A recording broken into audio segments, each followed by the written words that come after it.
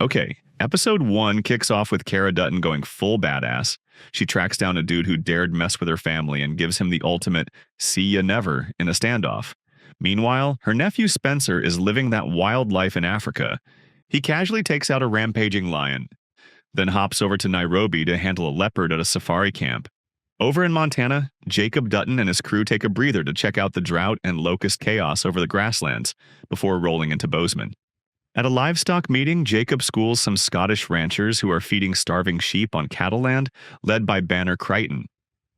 And back at the Yellowstone ranch, young Jack Dutton is all set to marry Elizabeth, but his plans get derailed when he has to move cattle to higher ground, leaving Cara to smooth over the wedding drama.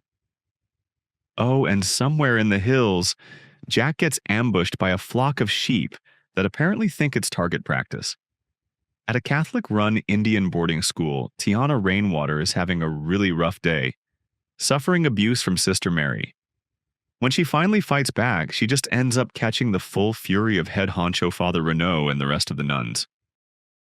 Jacob and the Yellowstone cowboys swoop in and save Jack from a mob of rowdy sheep herders, literally hanging 5 of them as payback, though Banner manages to escape the scene. Jacob then orders the sheep to be herded down the mountainside for Native American riders to take to their struggling reservation.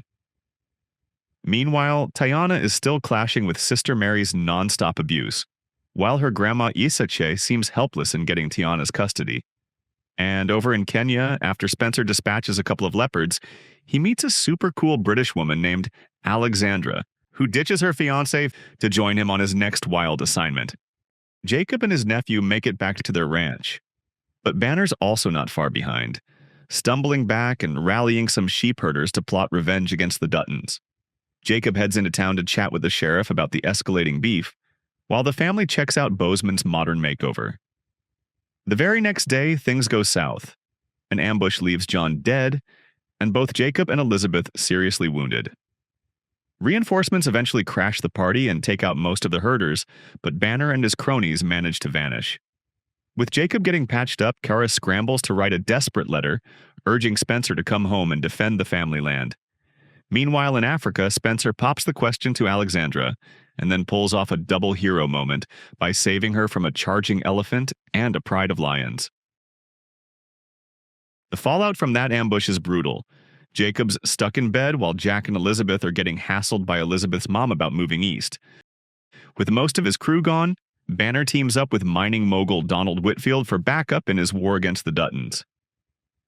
Meanwhile, Jacob wisely tells Cara to run the ranch until Spencer comes back to handle the heavy stuff.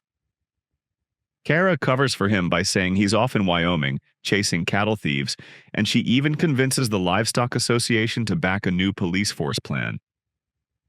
Over at the boarding school, after one too many jabs from Sister Mary, Teonna finally snaps and takes her out before hightailing it out of there. Spencer finally gets Cara's letter, his brother's dead, his uncle's barely hanging on, and there's a full-blown range war going down.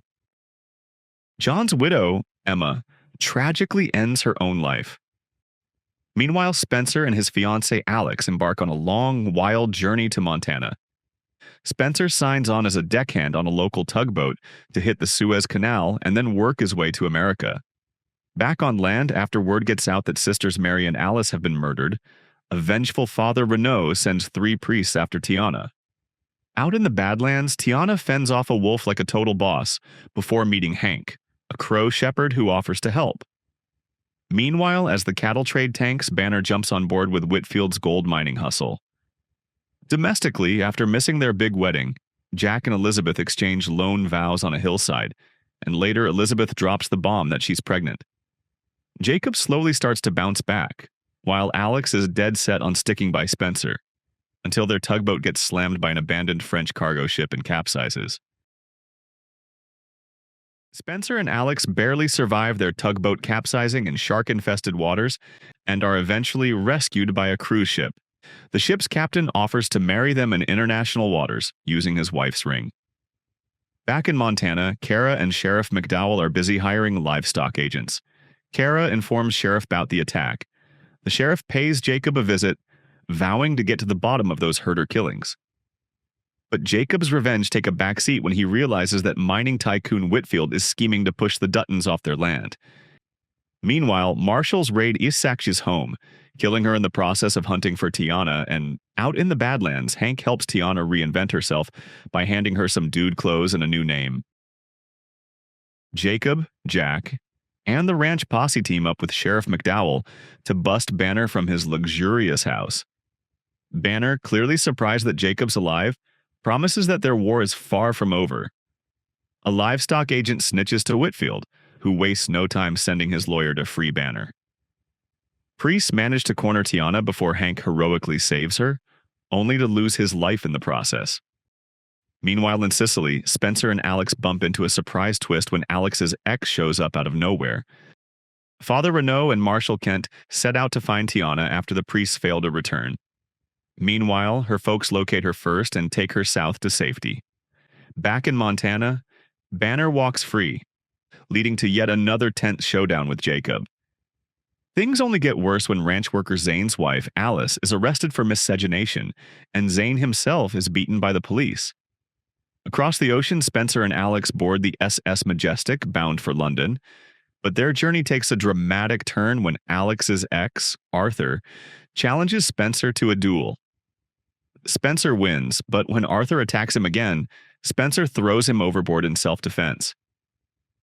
Even though Spencer dodges any charges, Arthur's dad, the Earl of Sussex, orders the captain to boot him off at the next port. Seeing Spencer taken away, she swears she'll track him down in Bozeman, Montana. And if that wasn't enough, back at the Dutton Ranch, Whitfield drops the ultimate bombshell. He's paid the property tax, but if the Duttons don't pay him back by year's end, the land goes to him.